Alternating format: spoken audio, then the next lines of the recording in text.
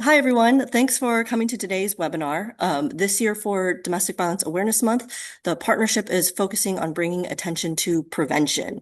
But preventing domestic violence is tricky to talk about, right? Like, how do you talk about something that doesn't happen?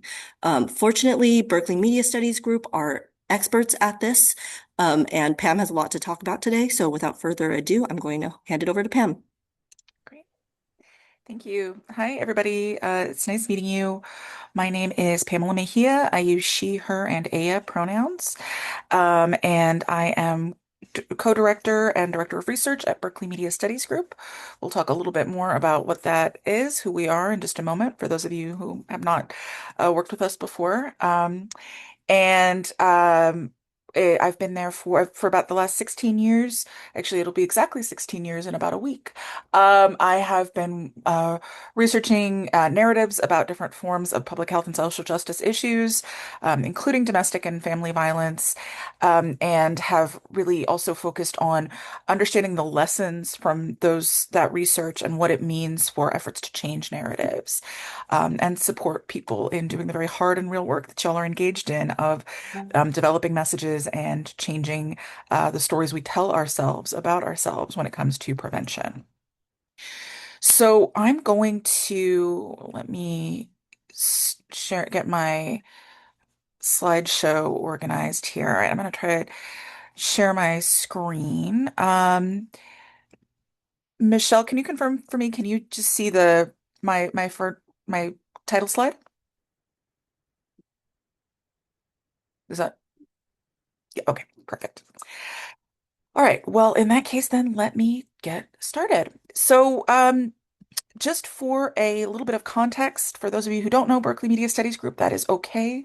We are a very small public health organization, but we are mighty. We've been around for 33 years. And as I said, I've been there for 16 of those. And we are a public health organization that is grounded in a vision of health, safety, justice, dignity, and joy for everyone. And we support advocates, practitioners, community folks, etc., working to communicate strategically about the things that they are doing to build power, end inequities, and make that vision of the future a reality. And I do want to flag before I go any further, I can see sometimes when the chat pops up, but I can't. It's a little challenging for me to go into the chat, so I'm hoping Michelle, Jennifer, Virginia, somebody can, if there's immediate things that arise, you can flag me and let me know. There will be some opportunities throughout the conversation because this is really, I'm hoping, as interactive of a discussion as possible. There's going to be some structured opportunities for co-working and thinking through examples together, as well as questions throughout. So don't worry, it's not just me talking at y'all for an hour and a half, which I love to talk, but I think that would get pretty boring. In any event, getting back to just a brief moment about who we at BMSG are. The work we do to kind of make this a reality is multifold. My team, the research team, focuses on conducting narrative research, understanding how the news and other kind of outlets cover different public health and social justice issues, with really an eye towards understanding opportunities and limitations for narrative change. That work feeds directly into the training and technical assistance work we do to support advocates and practitioners, to support them in using the power of news and also strategic communication to advance their policy and systems change goals. So, from being prepared for an interview to developing talking points to framing a campaign to figuring out how to develop a strategy to reach the members of a city council or a school board. That's really what our training and technical assistance work often looks like. And finally, we provide resources for journalists to connect them with sources and help equip them to tell stories about that bring a public health lens forward and talk about solutions as well as problems. So what I'm going to be doing today is, oops, excuse me. Sorry, let me go forward here. I want to talk a little bit about what we're going to try to do today in the about hour and 20 minutes that we have remaining. So the goals really are to think about how we define narrative change, which is a big concept, a big topic we hear a lot about, and talk about how that connects to overall strategy work. If you're at all familiar with BMSG, you'll know we really um, believe and have seen through 30 plus years that you can't disentangle narrative change from overall strategy work. So we're going to talk a little bit about what that means. We're going to distinguish between portrait and landscape frames and why those frames matter so much when we're making the case for prevention and why it matters. We're going to identify components of values-based, solutions-focused messages. And we're really going to work on practicing developing some of the elements of those messages. Again, the hope is that today we're able to kind of work on building through an example that is based on whatever you're working on in your own practice, in your own sphere of influence, and that during the course of today you'll have a chance to sort of start practicing applying some of these concepts to developing uh, that's a message around that work.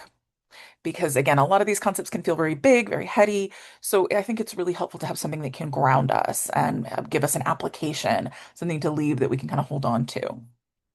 Okay. So I like lists. I think we're all inundated with a lot of information. So what I like to do is kind of give people a list of, 6 or 7 things to hold on to. If you don't remember anything else, remember this. And so that's how today's conversation is going to be structured around kind of key things to remember. And the first thing to remember there that we always talk about when it comes to strategic communication is that message is never first. Even though messaging is a big part of what we do, it's a big part of the conversation we're having today. We never want to, communicate just for the sake of communicating. So everything we're going to talk about today is communication that's intended to advance a specific policy or systems change goal. And communicating with that goal in mind means that we have to shape everything based on our ultimate outcome. And that means that we can't be comprehensive and strategic at the same time. I'm going to say that again because that's a really central thing that we always say at BMSG that I think is a helpful reminder for all of us as we're navigating how to communicate about our work in a really crowded media and message environment.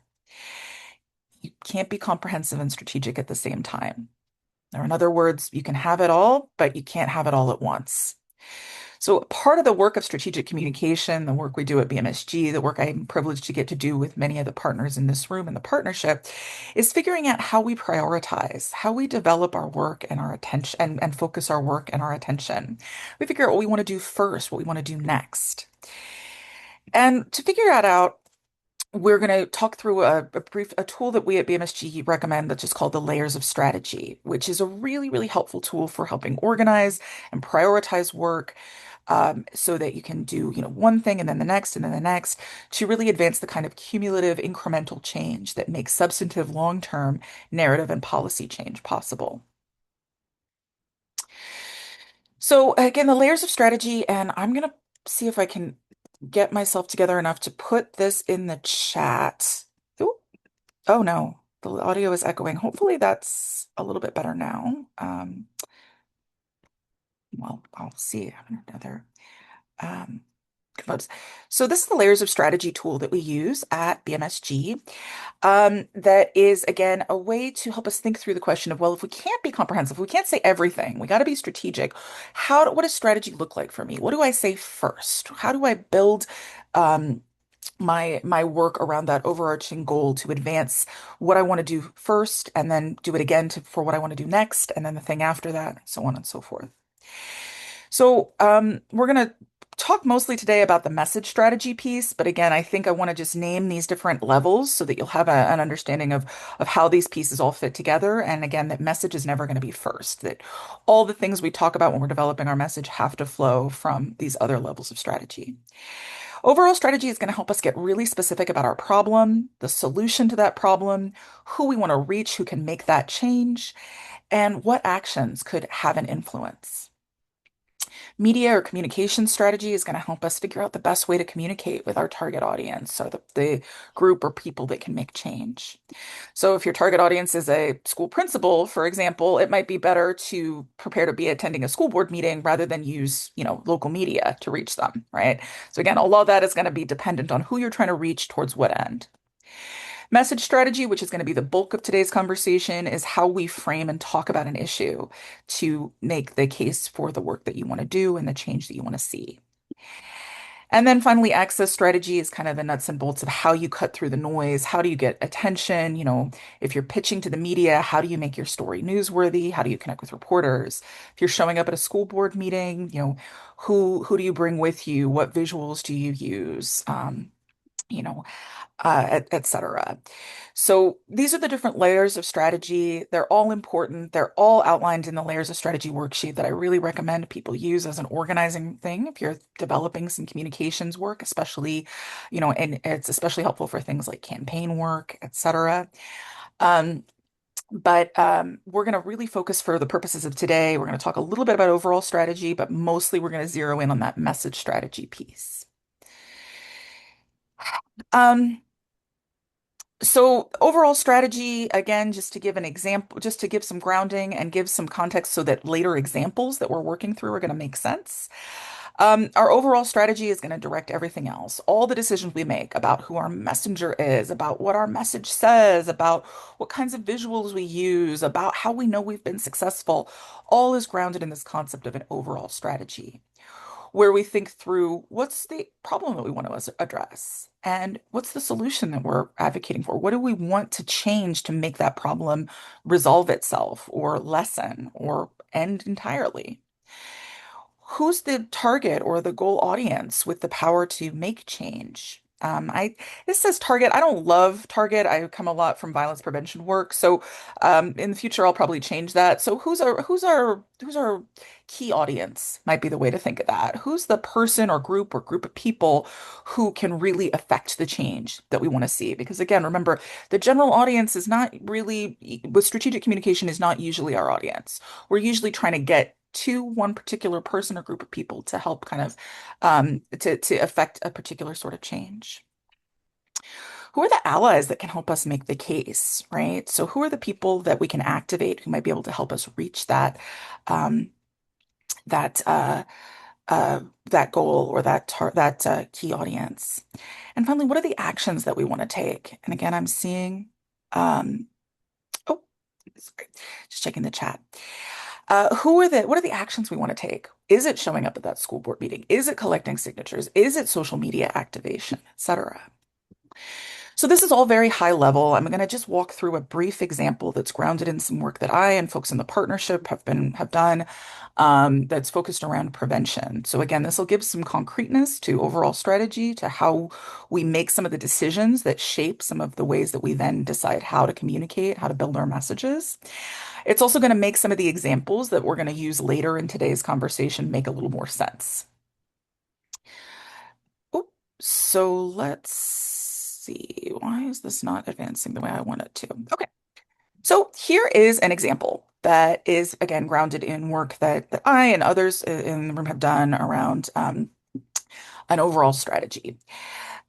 This is focused on the idea that the problem is, at least in this hypothetical example, which again is grounded in some real work, is that young people in a community, particularly young men and male-identified folks, may not be receiving consistent education about consent, healthy relationships, and accountability. So the solution that the group that was working on this sought was the district funding and implementing a program in all high school athletic programs that would give coaches the tools to have conversations with student athletes about respect, consent, healthy relationships, and bystander intervention, standing up, intervening when they see inappropriate behavior. The target or the key audience, let's again try to practice what I preach and use different words, is the superintendent of the school board. And some potential allies could include things like unions representing coaches and athletic directors, school counselors, parents, student athletes, sexual assault prevention advocates, public health departments, rape crisis centers, youth serving nonprofits. And I want to just say here, part of thinking through our message strategies, we'll talk about later, is thinking who our messengers are.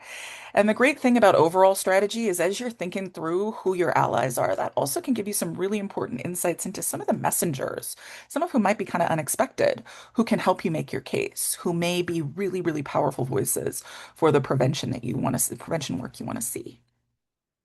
And finally, we can think through actions, whether it's building a coalition, showing up at meetings, presenting data, doing advocacy days. There's all kinds of different actions that can be effective ways to reach that key audience and activate allies.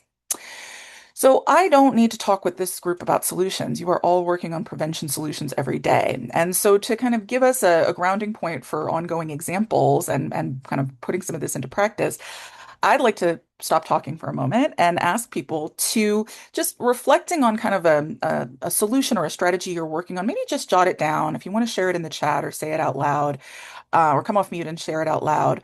Just let's just ref again, you can share it out loud or you can just jot it for yourself. But thinking about what's something that you're working for that could ground your overall strategy that you want to develop a message about, or that you think could be part is or is already going to be part of some kind of communications work that you're doing. We'll give people a second. You can jot it down. If you want to put it in the chat, you can. If you want to come off mute and say it out loud, you certainly can as well. You give us about 30 seconds to a minute for folks to write this down and say anything they want to.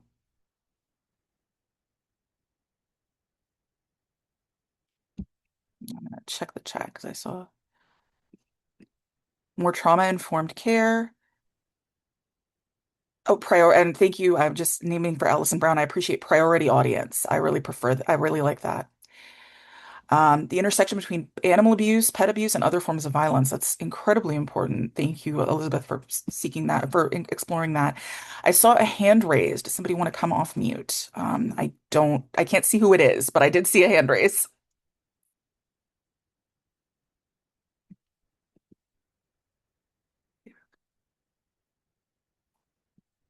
Okay. I'm not sure if the person who raised their hand was able to come off of mute, but we're seeing some great examples um, in the chat of projects and things that people are working on. So again, I wish if we had more time, we would take each one of these and we would work them out. But these give us some great examples to start coming back to today as we're starting to think about ways to develop messages and strategies. Oh, we can't unmute ourselves. Ah, I see. Okay, thank you for that context. Well, I'm appreciative of the chat, and I will do my best to keep checking in with what people are saying if it's hard to come off mute.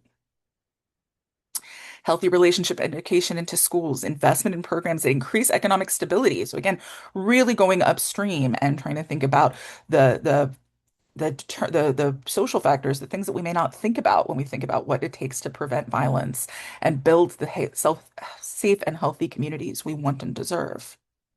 I don't know. Well, these are remarkable examples, and it's a privilege to be in the room with people who are doing this work. And as a mom, as a survivor, as a Californian, it is really exciting to be here with you all and to know about the amazing work that's happening. All right, so we've got. With that said, I'm gonna put a pin here, and we're gonna say. Um, that we have a lot of really exciting pieces of work and projects that are in motion. We're going to keep building examples today that are structured around some of these solutions. The next thing I do want to say though is has to do before we dig in a little bit more into uh, the message development piece just has to do with this concept of narrative change, because that's part of the title of this piece. And I kept saying narrative change. I think a lot of people hear narrative change. So, and one of the questions that was asked of me when the my friends at the partnership approached me to have this conversation was, people are sort of contending with this idea of like, well, narrative change is this phrase that gets used. Am I doing narrative change? Who's doing narrative change? What is it? I'm doing comms work. I'm doing campaign work. I'm doing policy work. I don't really think I'm doing narrative change, but I don't, or I'm not sure how that all fits together.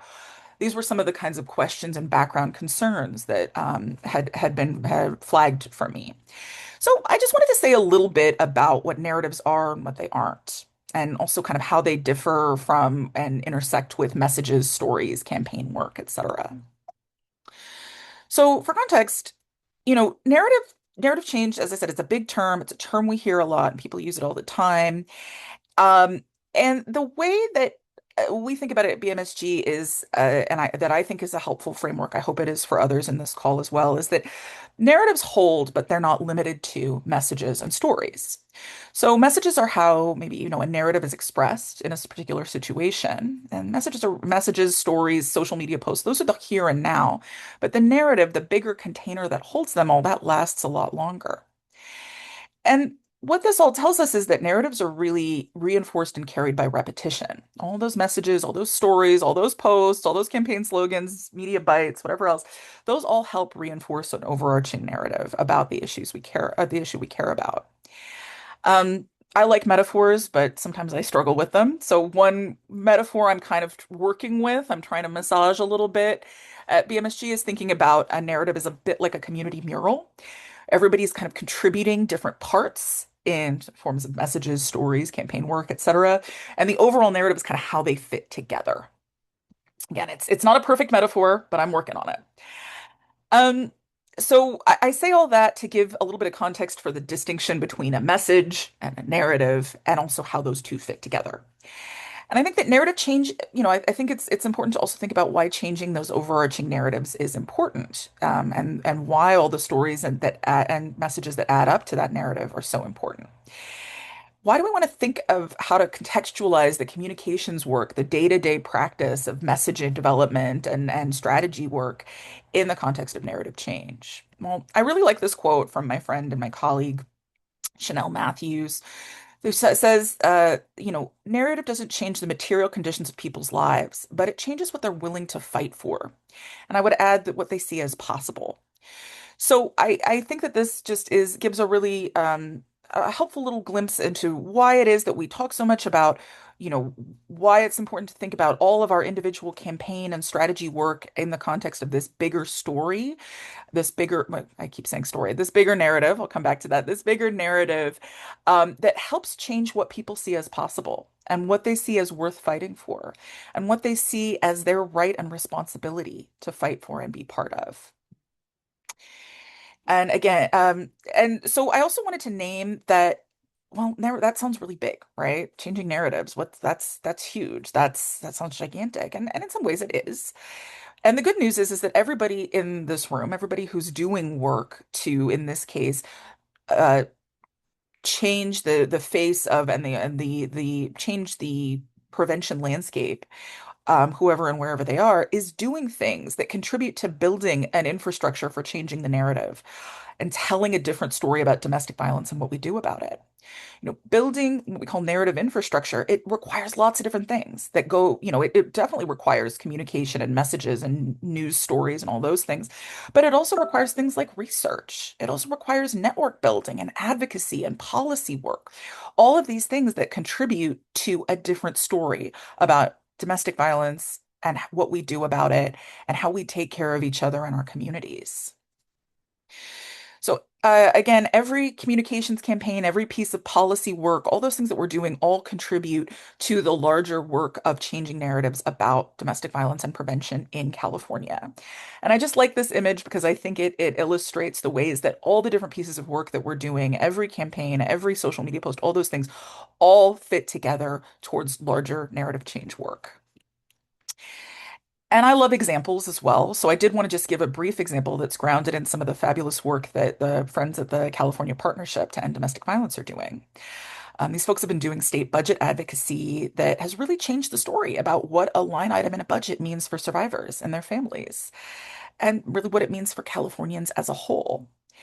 And they did that through communications work, of course, and messaging work, but that's certainly part of it, but it's not all of it, because they also did things like, as we can certainly talk about, anybody from the partnership could talk about things like advocacy to educate legislators about what a budget line item means and how it supports people both through crisis and through healing.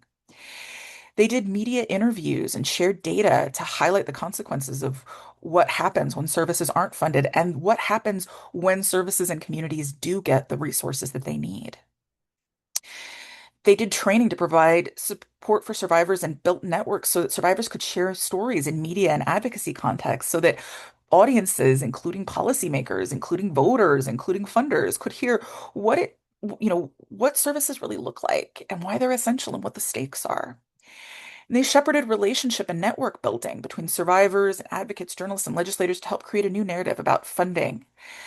So just as one example, a journalist who wrote one of the stories that's highlighted here tables at the Partners Advocacy Day events so she can seek perspectives from primary sources. People that are at Policy Day events who are talking to that journalist, who are there with may not think that they're part of narrative change, but they are definitely all still being contributing to that larger story of how we're changing what what the story is about funding for survivors and preventing domestic violence and supporting survivors in California. And of course, the overarching impact is that we now have a different perspective on what the differences that funding can make in preventing and treating domestic violence and supporting survivors. So the big takeaway here as just this one little piece is, of course, kudos to the partnership and all of the different partners and actors who've made this work possible and continue in the fight. But it's also just thinking about what narrative change looks like. It's not necessarily just a campaign or a message strategy, though those can be part of it. All the different pieces of work that all the folks in this room are doing to make California safer for advocates, or excuse me, safer for survivors, are building an infrastructure for telling a different story about prevention, about care, about support for survivors, and about safety. So I did want to just again name that. I know I went a little deep on this. I hope that this example helped concretize some of it, but I think it's valuable when the terms like narrative change we're swimming in them. They're just around so much, and it can be hard to understand or think through like how does all the daily communications and strategy work that we're doing, what does that actually how does that fit into it? I think it can be a help. This can be a helpful framework to contextualize how every message we develop, every post we put out there, every talking point and policy day we do is all contributing to greater narrative change. All right, so now with that, now that we sort of have a sense of how narratives and messages and comms work, kind of fit into narrative change, I do want to talk a little bit now about the nuts and bolts of, well, what are some of the components of the messages that can really be effective and powerful in moving campaigns forward, in changing hearts and minds, in activating our base and bringing new folks into the fold, et cetera.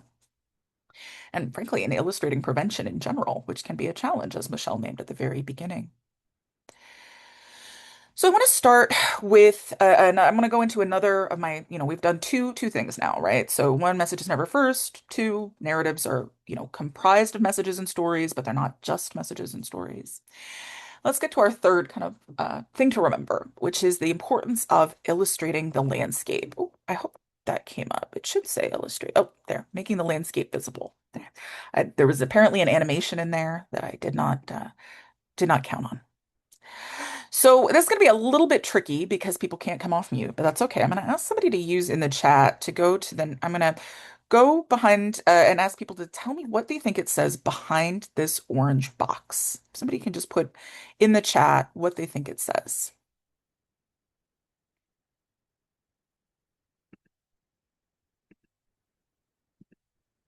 Let's see. Prevention works. Beautiful. Thank you. And again, thank you to whoever flagged the coming off mute, because otherwise I would feel very uncomfortable. I'd be like, nobody wants to talk to me. Yeah, but appreciate the chat. All right, great. So it says prevention works. Fabulous. Well, uh, does it or does it not? So this is a very simple game that we play here at BMSG. If you've been in any of our trainings, you may have been through this a few times.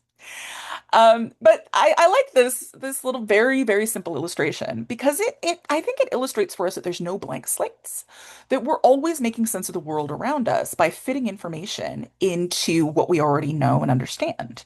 And that kind of collection of things we know and understand that we use to make sense of the world are called frames, cognitive frames.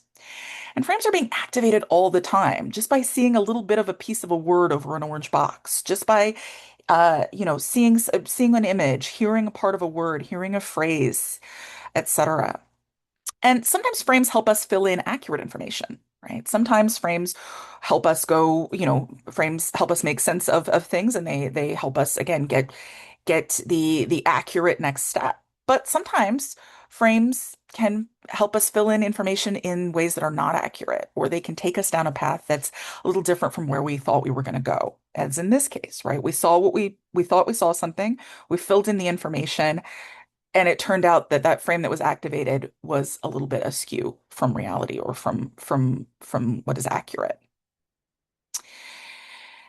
And the reason I think this is important is because once a frame is activated, once people are kind of on that train of thought, once people think they know what it says behind the orange box, it can be very hard to um, get them off of that train of thought or to kind of help them address inconsistencies.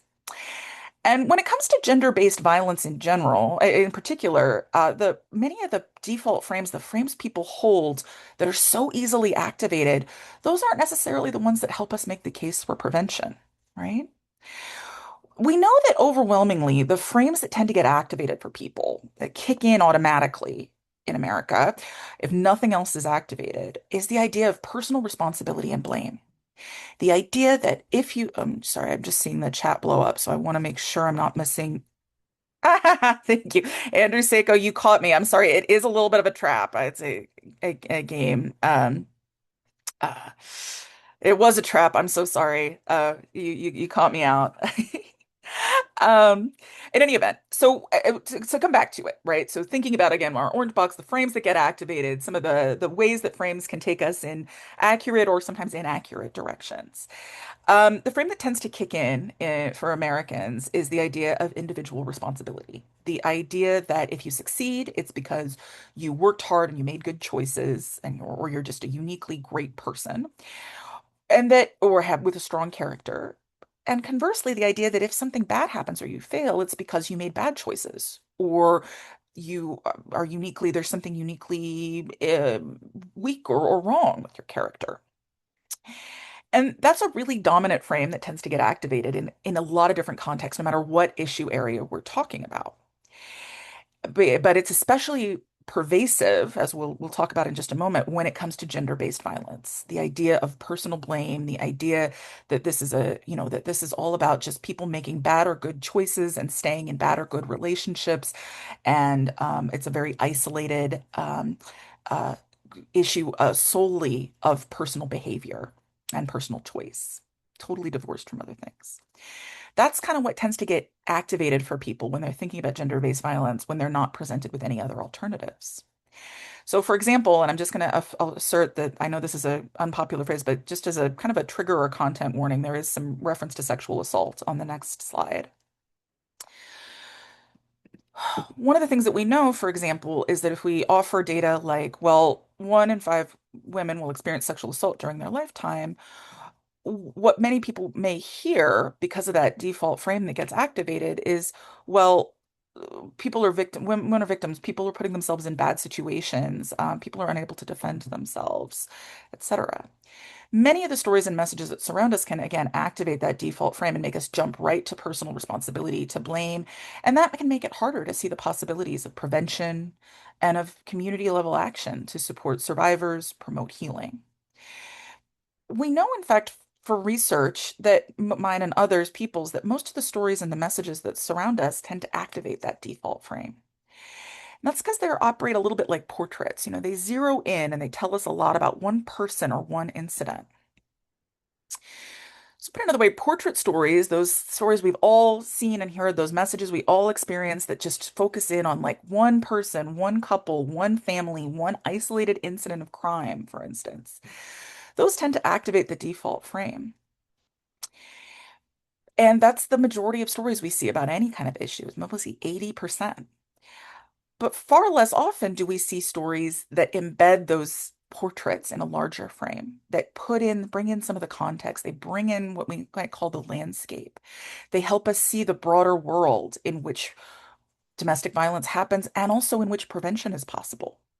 Those stories happen a lot less frequently, but when they do, they can really, really help people break out of the default frame. That when people see stories that bring in the broader landscape, that bring in the bigger world that surrounds instances of domestic violence, and then they're asked to talk about solutions, they are more likely to jump to talking about things like community level action, like prevention, like schools and institutions having a role, like there being a possibility of intervening before violence happens because it's not just framed as some hopeless after the fact activity. In other words, when people hear stories about, for example, communities leading change, not just suffering, it can shift what feels achievable.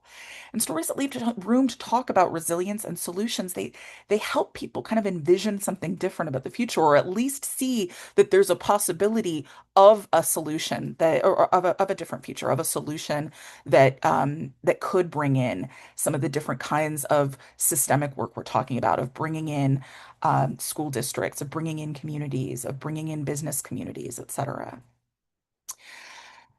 So just as this is not necessarily going to be news to folks, and this is all theoretical, right? Portraits, landscapes, this all feels a little bit detached from reality. So what I also want to just name, and this is probably not going to be news to folks in this call, is what are some of the portrait stories that tend to kick off the default frame when it comes to domestic violence? And more importantly, what kind of landscape stories could activate the ideas about new possibilities, could keep people open to the idea that other solutions, that preventive solutions are possible? Well, we know that portrait stories that tend to activate the default frame about domestic violence focus on the details of isolated incidents. Oh, no, excuse me, I'm just checking the. Oh, sorry. Seeing just there's another thing happening in the chat. Didn't want to miss anything. It's my curse, right? I always just want to know what's going on. Anyway, so portrait stories that activate a default frame about domestic violence, they tend to focus really narrowly on the isolated incidents of isolated details of particular incidents, and they mostly focus on criminal justice responses. That kind of isolated storytelling or isolated messaging can activate the belief that domestic violence is just violence that happens to other people. And since it's always talked about after the fact, and from a criminal justice perspective, those kinds of stories may also make people think that the problem is inevitable and just the best way to deal with it is criminal justice approaches after the fact. And those things are all important, but if we do want to illustrate the possibility of prevention, we want to keep people open to talking about some of the other solutions that people are working on that we've talked about. It's important that we tell stories that help show people that domestic violence takes lots of forms, that it impacts families and communities, and that it's connected to lots of issues. So there's lots of places where prevention and intervention are possible. So what does it take to bring in the landscape? Because landscape is really big, and there's a lot of different things you could bring forward when you're developing your message, your campaign, your talking points, your news story, your pitch, whatever else. So there's lots of different ways we can make the landscape visible, whether by bringing history forward, using data points, describing systemic solutions, which we've talked about already here, naming social factors, supporting authentic voices that who can help really connect their portrait stories to the landscape. Again, that's a really important instance of how unique messengers can be so important. Using compelling visuals and values, which we're going to talk more about in a moment. One thing I want to name is that I know a concern that, or some, not a concern, but a challenge some folks are facing is the question of how to talk about, how to draw connections between work on things like housing or healthcare access or other things to preventing domestic violence. And so bringing in the landscape, pulling back the lens just a little bit from those isolated incidents to show the broader landscape can be a place that creates room to talk about the connections between some of the social factors like housing, like transportation, healthcare access, like jobs that also connect to domestic violence and safety outcomes. So again, all these slides will be made available, but as you're thinking about what kind of things do I want to bring forward, how do I want to broaden the frame a little bit? These are different ways that we can bring the landscape forward. So again, I've been talking forward a little bit. So, what pieces, thinking about the solution that you've been talking about, what are some of the pieces of the landscape that would help you make the case?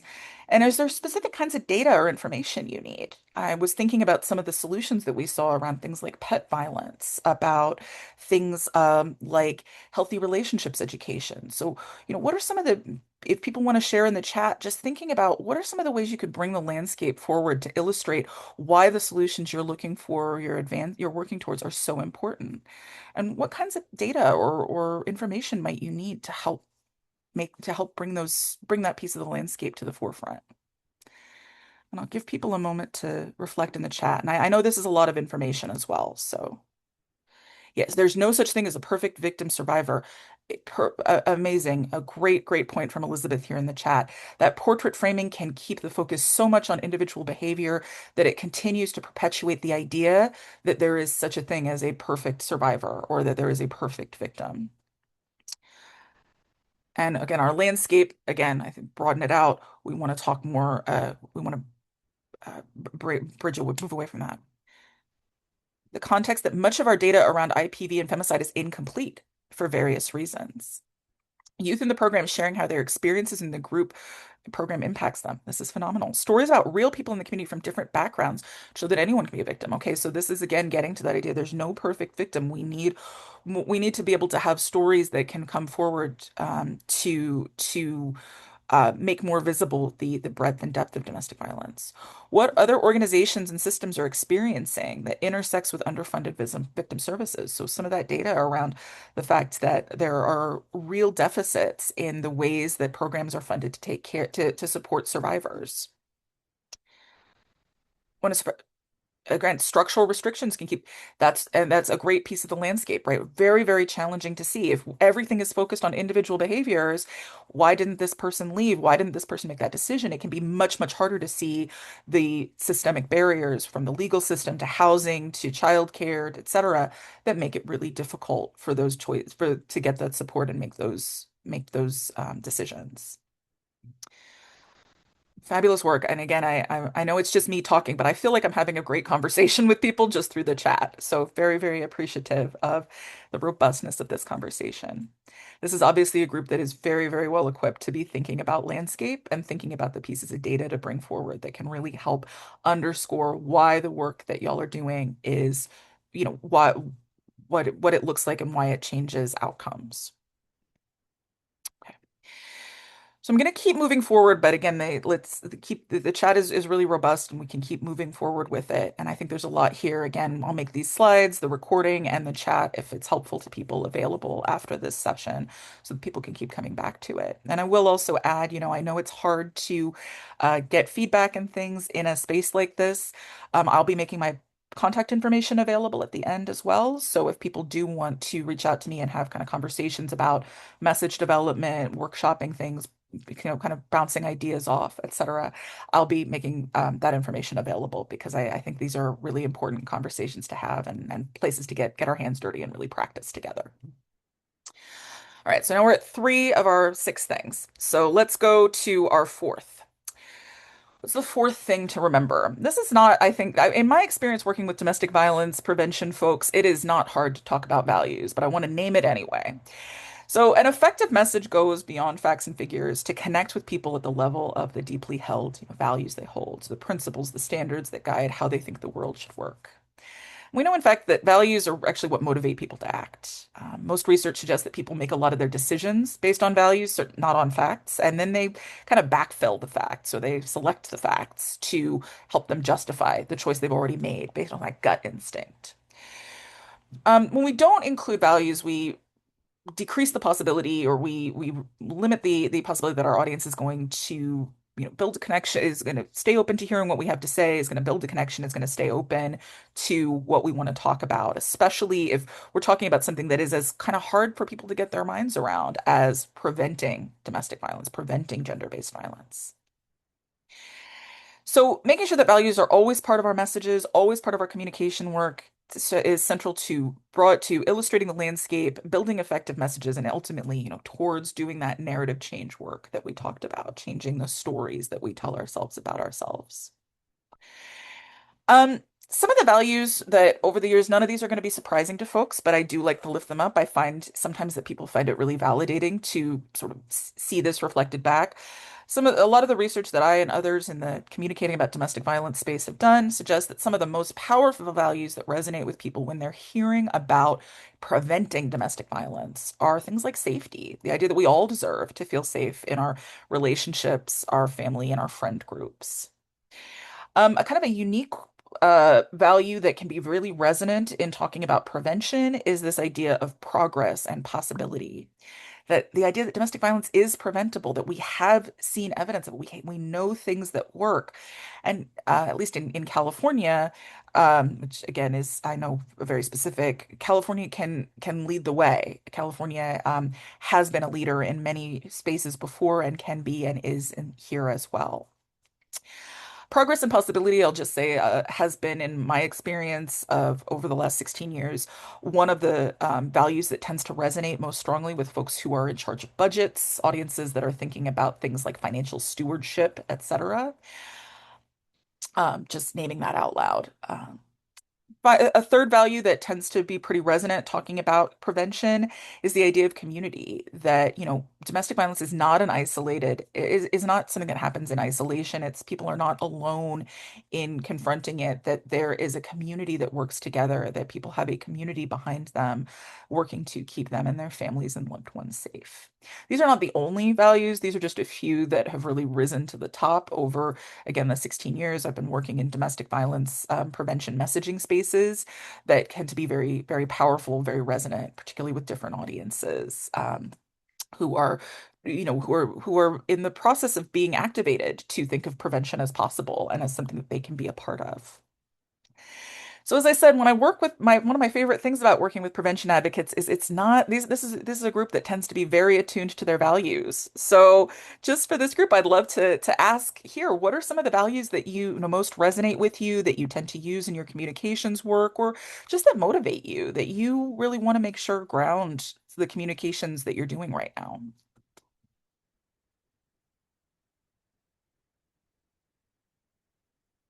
Excuse me, I'm just gonna finish my water here. Justice and fairness. Absolutely. Again, I think that's a great one. And I like also justice and fairness because I think that those can be really valuable if we're thinking about the challenge of talking about concepts like equity, equality, justice, empowerment, and progress. I love that progress is so important. The idea that we have the ability to do things differently than we have before, that we do not have to accept things that have been just sort of the status quo together. So that's that we get into that community. And there's multiple values there. Together we can prevent and end.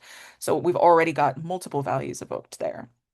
Again, one of my favorite things about these kinds of conversations with this community of practice is hearing the powerful ways that people talk about the values that motivate them to be in this work. So again, there's a lot of really love and acceptance, huge as well. The idea that we must protect and care and love and have love for one another and our communities. And again, there's lots of different values, all of these as well. And there's values that people work with as well. And one of the things we talk a lot about when we're developing our overall and message strategies is things like, what are the values that I, as the messenger, perhaps really hold dear, but that I also think might resonate with my audience. And that's where sometimes some of those conversations around things like stewardship, common sense, let's do what works, things like that can also be really powerful, especially if we're working with audiences who maybe, or we're trying to reach audiences who perhaps are less familiar with prevention as a concept, or who are more focused on, who have very specific focuses or foci, that's the term, foci. My mom's an English teacher, sorry. Foci that are perhaps more focused on things like financial outcomes. Again, values, incredibly important piece of the messages that we develop, and certainly something that it seems everybody in this room has a lot of fluency with and is already thinking about. Okay, so values are a big piece of a key of a strong and a message, but they're not the only piece. So let's talk about some of the other components of a message. So the now we're at our fourth thing, right? So we've got message never first, narratives, talk about fifth thing actually, sorry, we're at five. Narratives, broaden the landscape, talk about values, talk about solutions and successes as well as problems. So I frame it this way because I think the temptation, and I'm guilty of this, we all are, is to talk about problems. Right? Problems are easy to talk about. We're facing them a lot. They're all around us. They feel and are immediate and urgent.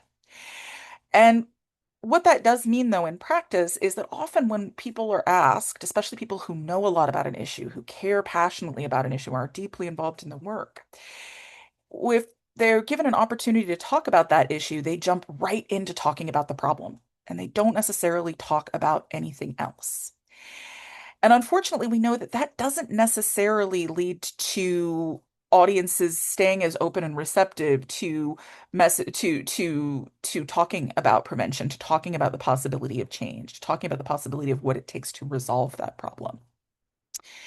So that is why I always say, problems are going to be part of the message, no matter what. The problems are here. We can't pretend they aren't. And we also need to always make sure that solutions and successes are part of what we're talking about. Let's see, I'm just making sure I'm not missing anything in the chat. Compassion, the change. Beautiful. I love these value statements. If we can share the chat afterward, if people are comfortable, I think these are some phenomenal values affirmations that are really powerful here. All right. So coming back to message components. So some of this may be familiar to folks, some of this may be a refresher, and some may not be. And I'm excited to talk this through with y'all because this is what I really love to do. So this is a framework. This is not a this is not a time what's it what am I going to say? How about this? This is something that can be these components can be used in any order, right? They do not have to show up just in this exact sequence. This is kind of a recipe where you can put things in the pot in different orders as long as they all kind of get in there if possible. So good components of any message definitely include the problem, but we need to talk about what needs to change. That's why we're doing the work we do. But it can't just stop there. It also needs to evoke those values. Right? We talked about those are what spark people to change. All the facts and figures in the world likely will not change people's minds and hearts if they don't feel that there's some deeper connection to the things that they care about, whether it's compassion, whether it's justice, whether it's community, whether it's pride of place, whatever else it is. Of course, we also know that a message needs to evoke an action that can help solve the problem. And the interesting thing about the years of research that I've done and work I've done on and others have done on talking and communicating about violence in general and gender-based violence in particular is that there's one additional component of a message when you talk about violence that's really important, and that's the what next, the next step. When it comes to talking about like addressing or preventing violence, people are not content with just somebody should do something. They want to know what they should do next because violence surrounds us. It's scary. It feels overwhelming. It feels so, threatening. So people don't want to just know what their policymaker should do. Well, that's important and we got to include that. They also want to know what do I do right now to be part of it? And that really helps to activate people. It helps give them a sense of control and a sense of being engaged and involved in the work that they're doing, in the work that we're doing. Um, so again, this is likely not news to many folks on this call, but again, I think it's just always really important to come back and affirm that what next, not just the what, who needs to do something, but what do I need to do is incredibly important when it comes to developing effective messages about preventing all forms of violence, but gender-based violence in particular. I also want to talk about a little bit about this piece that's here in this yellow box, this showing success. This is also a little bit unique to talking about prevention. When we're talking about anything that's new, that's maybe harder for people to comprehend, get their heads around, and especially anything that's involved in an issue as immediate, as kind of emotionally charged for people as domestic violence, gender-based violence, we have to be prepared to kind of show people either that it works or what it could look like if it does work, because people often don't really have a frame of reference. They don't know what prevention is. And so just hearing, well, this is a thing that'll change it, uh, is not usually quite enough. They need to have a little bit of a picture painted for them of what that change looks like, of what it looks like when we succeed. So what I know, and this is also some of the research I was most excited to do, and I still come back to it a lot, is that audiences are really hungry for examples of success when it comes to violence. We really, really are eager to find out what's working. We are eager to figure out how we can be part of it. And people are surprisingly open to solutions and strategies they haven't heard about if it means that they and their loved ones and their communities will be safer, even things, again, that they have not necessarily heard about. So when we're developing our messages and we're developing our communication strategies, it's really important that we be able to show not only that a solution exists and that they can do something about it, but also that it's the right one. So even if we have a piece of data, even anecdotal data, or even if we can just paint a picture, we can help thread the needle between now and what happens when we succeed. That's really, really powerful for people. It can make it more tangible. It can make them help them see how a program in their child's school right now can lead to a safer future or a safer community. They can see how invest, uh, coming to this event now, tomorrow can lead to X, Y, and Z outcome. Because again, that's not a connection most people have in their minds, especially when it comes to prevention.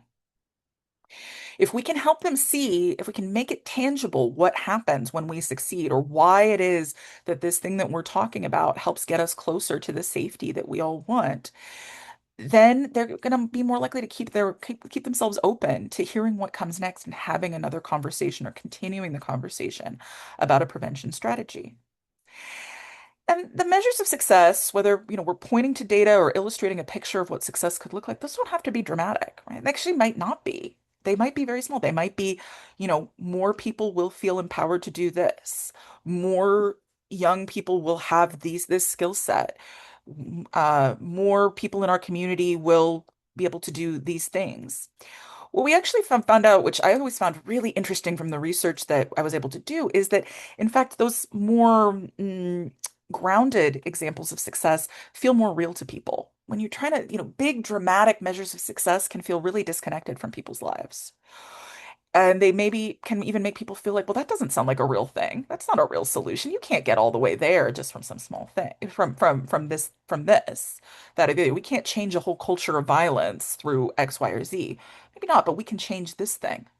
And when people can see those more tangible measures of success or those more tangible pictures of what success could look like if we succeed, they again are that feels more real to their experience, it feels more grounded, and they're more likely to stay open to continuing the conversation and thinking about how they can be part of the solution.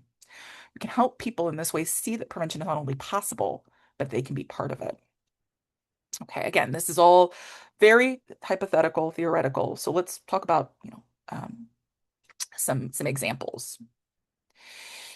So I'm going to start this. I'm going to read this as an example, and this is grounded in the overall strategy conversation we had earlier about healthy relationships education. I'm going to read this out. So we're asking the union to support us as we call on the superintendent to improve funding that would expand access to programs that equip students with the skills they need to build healthy relationships and stop violence before it starts. We do this because we know that many young people in our community receive little or no information about about consent, healthy relationships, or how to intervene when they see signs of abuse. And that just isn't right because we know that as coaches and educators, you are committed to ensuring that the young people who are the future of this community grow up to be leaders on the fields, in the classroom, and beyond. Now, I started this in a different way than you might expect. I started from the bottom, and that's because I wanted to model one additional tool that may be helpful. I always recommend that people start with the solution as you're developing your message or your campaign work, and then work backward to your problem. So that way, your problem will set up your solution as a logical and appropriate response. If I had started with this solution, we're asking the union to help us approve funding to expand access to programs to build healthy relationships, but my problem statement was something like, there's too much violence on television, the two would feel pretty mismatched. It would be a lot harder to make the connection between those two things. That's based on a real example from a training, by the way, one time. So the solution really wouldn't feel like the logical next step. It wouldn't necessarily flow from one to the next, and my audience might not be as inclined to see what I'm talking about as the way forward or an appropriate next step to solve that problem. So again, I always recommend that people start from the problem statement and work backward or excuse me, sorry, said that the wrong way around because I was looking at the wrong thing on the screen. Start from your solution and work backward to developing your problem statement so that the two line up and they make sense. Again, it may feel very intuitive, but sometimes it's just helpful to have that moment where we can check in with ourselves and say, oh, that's right. I want to make sure my problem and my solution match, and that my solution has some components, as we'll talk about in a full message later, has, that I'm illustrating for people what success looks like or could look like, what could look different if we succeed. So I want to encourage people to take a look at your solution that you wrote earlier and just try to write up two things or jot down, think through two things. One is a problem statement. What is a way you could characterize a problem that makes your solution the logical response? And then a second question would be, what what does success look like? Do we have, if you have some examples from data, what are they, or that you, if you feel comfortable sharing?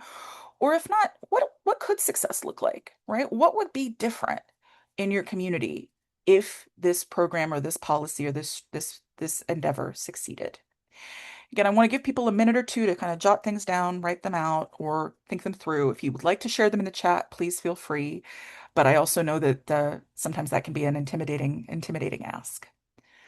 And also feel free to ask questions at this point. We only have one more takeaway to go. So and we still have 20 minutes. So we've got a little bit of breathing room. I'm gonna give people, and I see that there's a question in the Q&A, so I'm gonna go double check on that.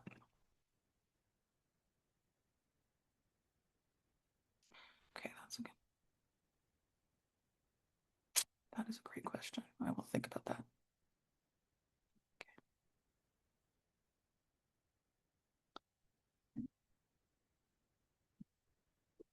I'm seeing some other things in the chat. Let me see here.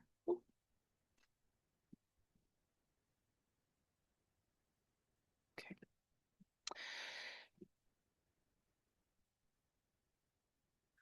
Okay, so here we go. Problem. Courts sometimes arrive at decisions that harm survivors, but survivors are unable to appeal because of the lack of any record of the process. Okay, so Andrew, I'm going to go back to I think you put what you're working on.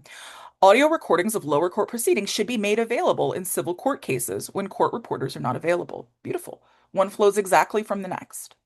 Beautifully done. Again, I love this. I mean, I would love to hear your all voices, but it's nice to have everything in the chat as well. That's great. I think that's a perfect match because one flows immediately from the other.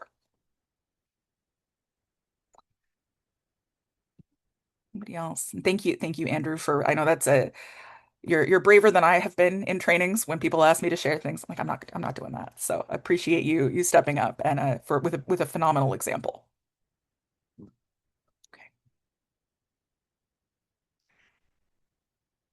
Okay. You know what? That's a win nonetheless. And I love to see it, and it's a phenomenal example. And um just I really also I think one of the things that really struck me, I think about your problem statement is it's not simple, but it's very clear, and it also draws that line beautifully to why this, the why these decisions, why it is that this change is so necessary because of the harm that comes to survivors. So, uh, no, it's not cheating, as you said, it's building on success. There's my reframe. All right, wonderful. Well, this has been I want to give people a little bit more time, but I also have one kind of more thing I want to name. And then we'll do a little bit of wrap up and some putting it all together pieces. Okay. The final thing that I want to name as my, takeaway, if you only remember five or six things, remember this, is the speak plainly. And this is not going to be news to anybody who has done comms work before, but I feel like I always need the reminder, and I hope other folks can benefit from it as well. We have a lot, as in every field, domestic sexual violence prevention has lots and lots of jargon terms, and those terms can be very helpful in some circumstances, but they can also, make prevention feel really inaccessible or closed off for many people, including folks who could be excited about prevention or could be open to the idea or may, want to be part of the work, but they just don't necessarily see themselves in the language used to describe prevention.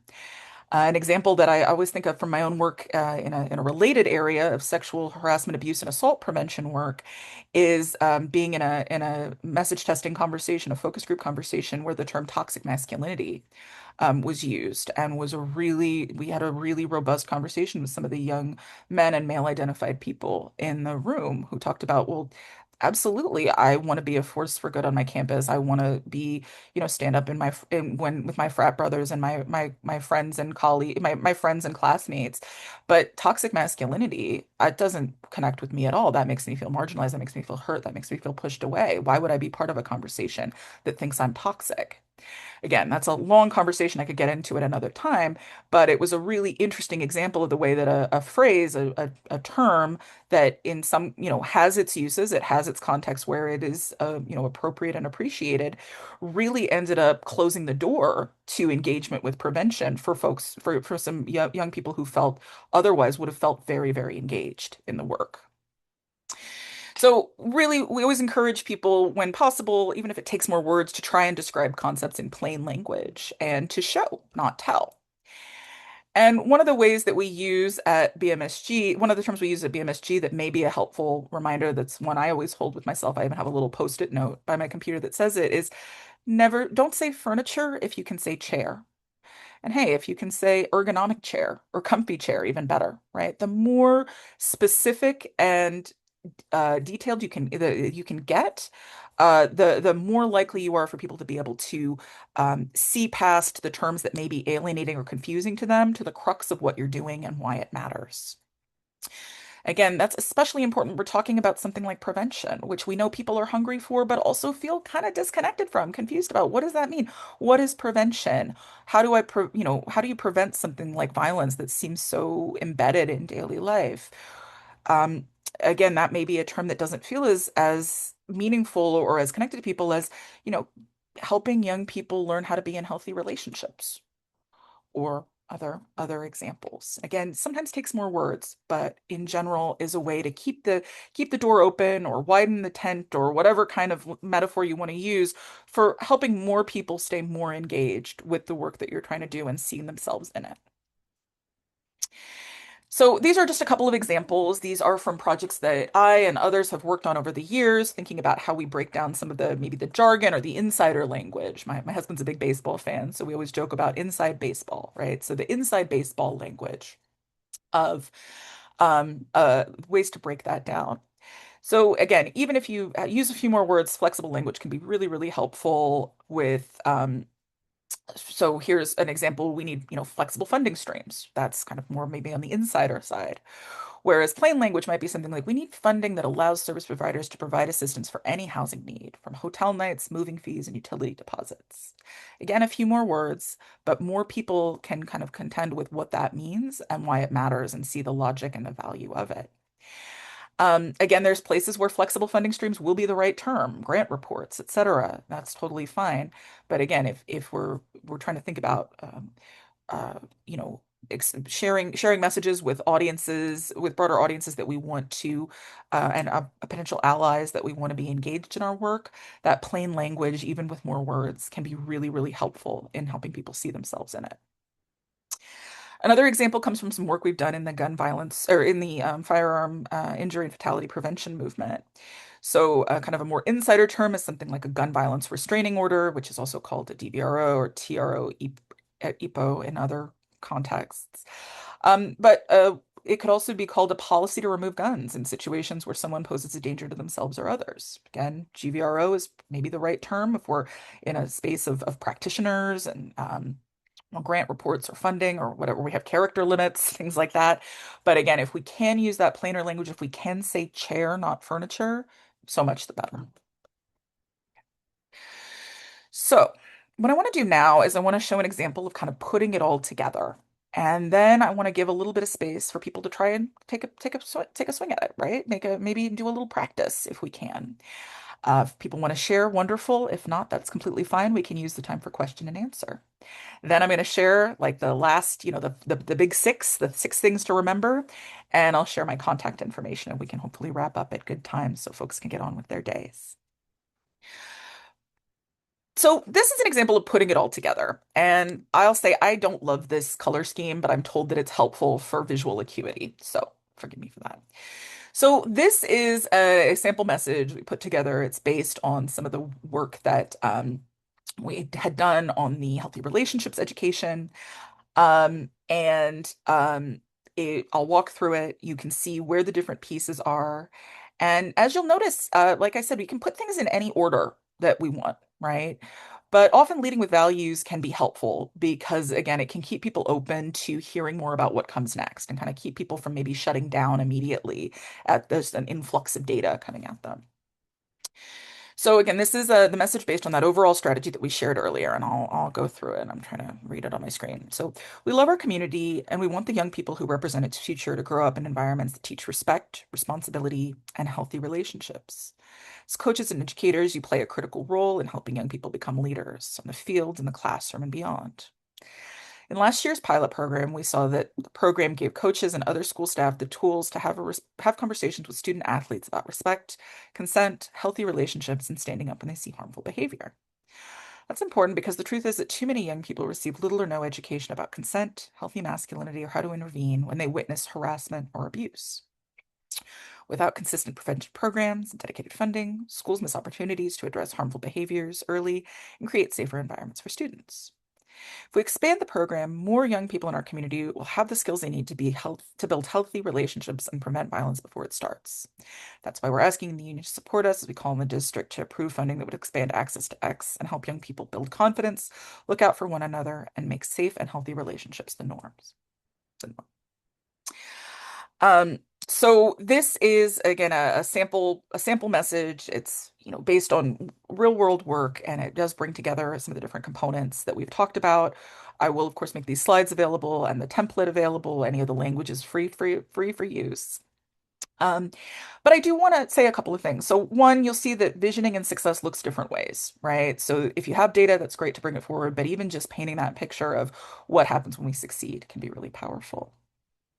The other thing is that this is a lot. I recognize that. This really presumes that you have your 2 minutes at a school board meeting, or you have, an op-ed, or, what a LinkedIn post, or things like that. And you may not always have that time and space. Making decisions about what to include in your message or what to exclude based on things like times or word limits, that is tricky. I recognize that. And it'll depend a lot on overall strategy and things like that. But a guideline I would say that is I've found useful and that has experiences borne out is that a good rule of thumb is if you only can say a little bit, maybe just make sure you evoke your values and name a solution. Right? That's a good start. We've all seen those messages that just hammer home the problem and they don't include anything about like why it matters or what I can do. And personally, those tend to be like the fundraising emails that I don't open, right? I don't know about all of you, but that's definitely been my experience. So again, if you can't do all of this, and you really only have two things you can do, then or a little bit of time or just a little bit of things thinking about the how you can evoke the values, the why it matters, and the what needs to happen next or what needs to happen what needs to change can be really, really powerful and make good use of limited space or time. Okay. So with that said, um, we have 10 minutes left. So I would encourage folks if they are interested, if you want to use a little bit of the time, I can give this a couple minutes to just try writing out a message that includes, we've worked out our problem statement, our solution, we've talked a little bit about values. So if people want to try to sew things together and maybe start working on developing a message, then in this time, that's great. If someone feels brave and wants to share, we can debrief it together and talk through it. But I also know that, again, that requires a lot of bravery. That's a tough thing to do in a webinar. So we can also use this time for some questions, reactions, and feedback. And again, I will make my contact information available at the end so that if people do have messages or ideas that they want to workshop or get ideas about, we can do that together in more of a one-on-one space. So if you feel so inclined, want to take the different pieces we've worked on and maybe try to think through what a message could look like. I'll give everybody a minute or two, and then we'll see if anybody wants to share. And if not, or if you have questions, please put them in the chat, and then we'll wrap up.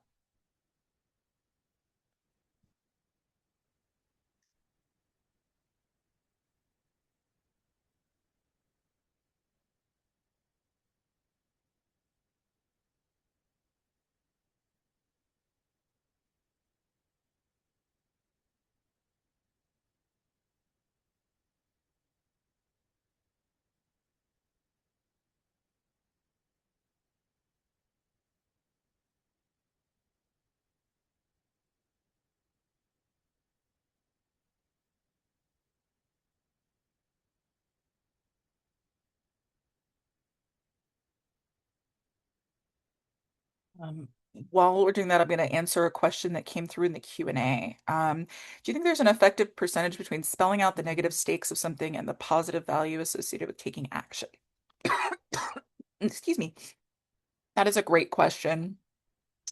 Um, I don't know what the percentage is. I would say a couple things. One, in speaking of percentages, one of the things that we do know is that people tend to talk about problems 80% of the time and solutions 20% or less.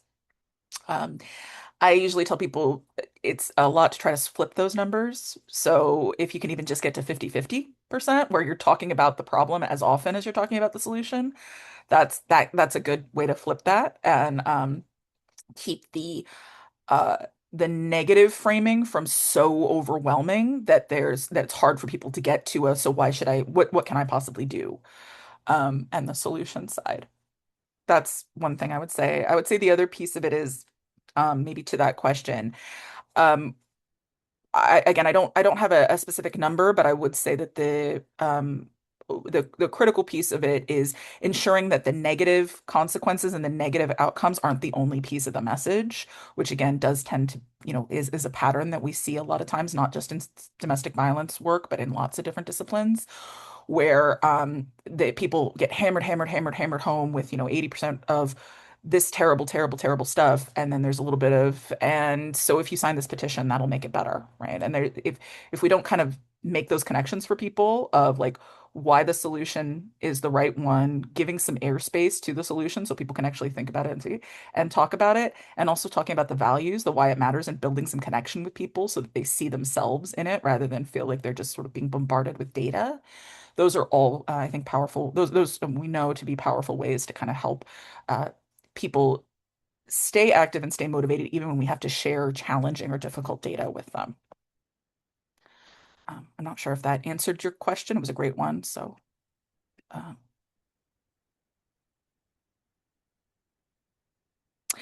and then the question in personal investment in the message, that is a great strategy. I do that all the time. I really recommend it. It's really, really powerful. We're humans. We love stories and we love connection.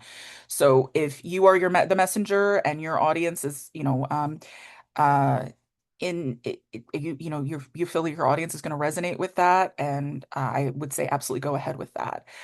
For example, we all carry lots of different identities with us. And so sometimes people bring those, we bring those forward in our messaging context. I'm a mom and I'm an Oakland resident and I have a daughter in the Oakland school district. And if I'm talking or, delivering a message to the Oakland city, Oakland OUSD, I absolutely want to ground my work in, my experiences as somebody who is in this community, who has these experiences, and who is as committed to these outcomes as the people that I'm talking to.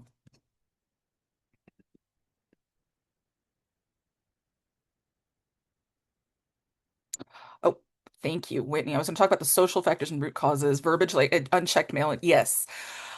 I don't know if it's helpful, Whitney, but in my experience in that focus group, it definitely did.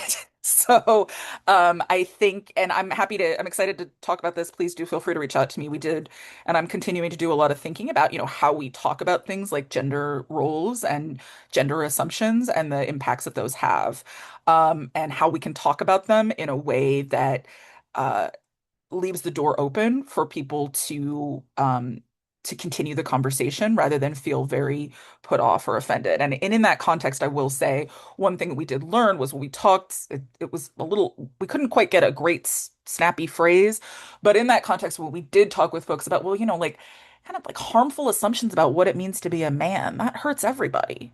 These young men were much more open to that.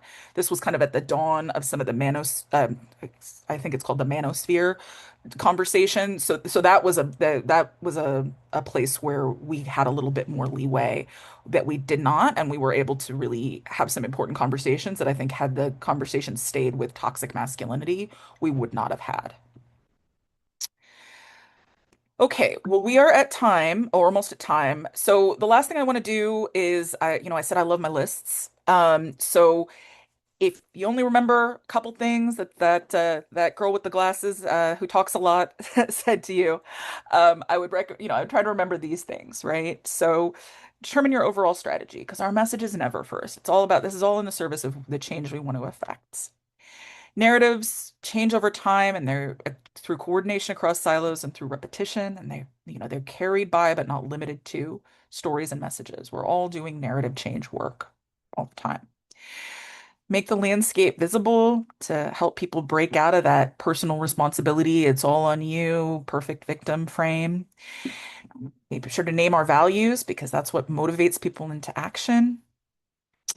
It's important that we always talk about solutions and help our audience envision success, what it looks like when we succeed. And finally, when we can, let's try to use plain language. Don't say furniture if you can say chair. And then one little bonus one, I guess 7 things, you can be strategic, you can be comprehensive, but not both at the same time.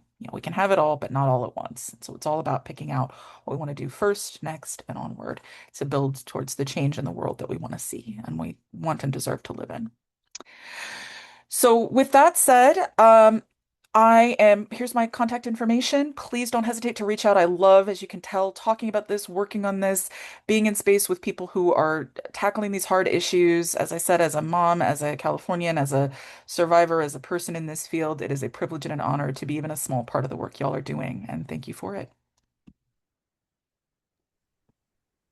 All right. Thank you so much, Pam.